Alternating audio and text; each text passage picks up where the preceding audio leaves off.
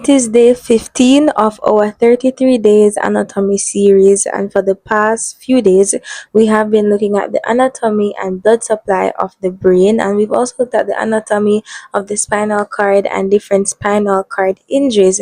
Now we're moving on to the respiratory system. By the way, you have two lungs.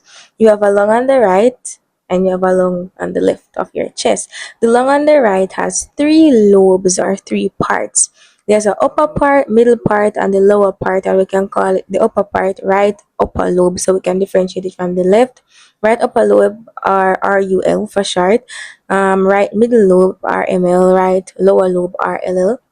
No, the left lung has two lobes because it has to accommodate for the heart. So the left side has an upper lobe, left upper lobe, LUL, and a lower lobe, no middle lobe, LLL.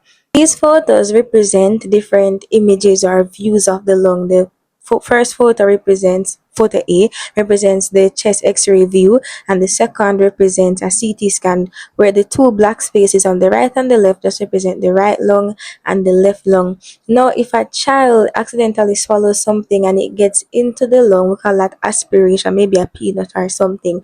The lung that it's most likely going to get into is the right lung, because the bronchus is what gives pathway into the lungs, and the right bronchus compared to the left is more wider and more vertical, so it's easier for things to, when things are aspirated, basically when things are supposed to be swallowed and it gets into the lung, it's easier for it to get into the right bronchus and into the right lung.